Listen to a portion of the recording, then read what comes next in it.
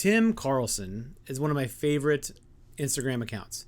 He has some amazing work on here. It looks like when you look at his account, he has a lot of stuff on here. Holy cow. And it speaks right into my heart of Midwest slash country slash dirt roads, rural, just amazing stuff. He posts mostly film nowadays, and you can go back through a lot of his account, and you can see that he has posted color before, as you can see right here and right here. And he's also used digital. I think one of the reasons I found him was because he's a Fuji user, X100 S. I think I saw tagged on some of his work, and so that's what I think brought me to him. But his photos have a really good feel to him. And what I'd like to do in a little bit of a deep dive into an Instagram account today is talk about grain and how much I undervalue how much grain adds to some of the photographs. So let's go ahead and look at some photos. All right, so this is one of the photos that was taken with a Fuji X100S, I think. And I love it so much, right? It's beautiful. The light coming in is gorgeous, of course. You add that light with the sunflower and the logo there, and it's just beautiful, vibrant.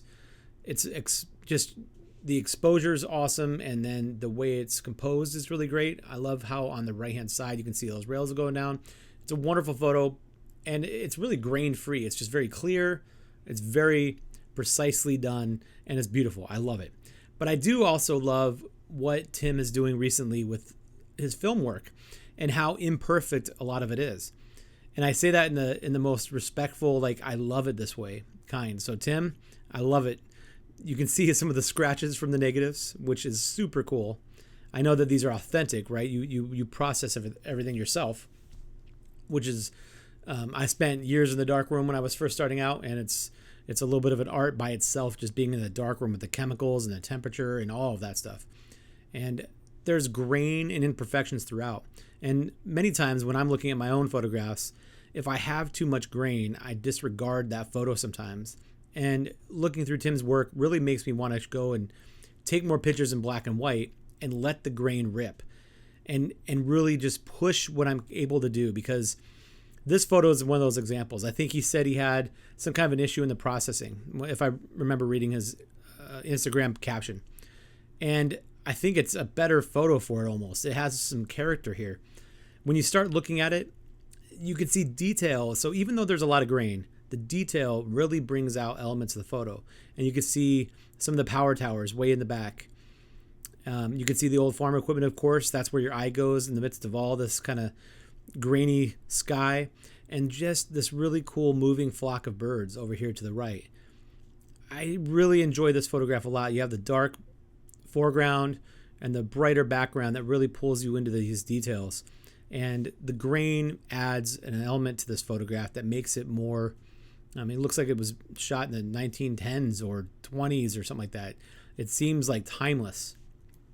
This one doesn't have a lot of grain.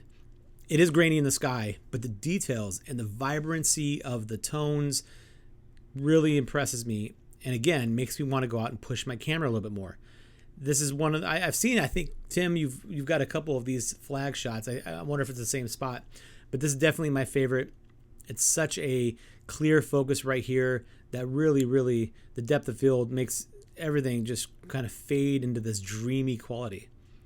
I really enjoy this one. It's one of my favorites. And the grain makes a big difference on helping me feel like there's this tactile, this something that I could touch almost. It makes it a little bit real. One of my favorite aspects of Tim's account is the common objects that he captures in a beautiful way that I often don't take pictures of. And I want to get out, like this photo makes me want to get out and take more pictures of common things that I find all around Nebraska. Nebraska is my favorite place to photograph. And Tim's account makes me want to get out there and do more of it, because something like this is just a beautiful little shot. And you could see like a repair that's been done right here. It's a detail that took me a while to see, but I'm appreciative of the time that I've spent in some of these photographs, because more things reveal themselves, like the flock of birds in one of the previous ones. And again, it's grainy, but it's beautiful. and it makes me want to push my camera a little bit more and allow the grain naturally into the photograph. This is one of my favorites. Just a common scene out in Nebraska. If we didn't have some of the grain, I don't think the sky would be as prevalent.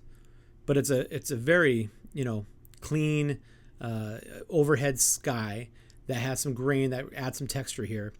But just all of these lines going up and down and left and right.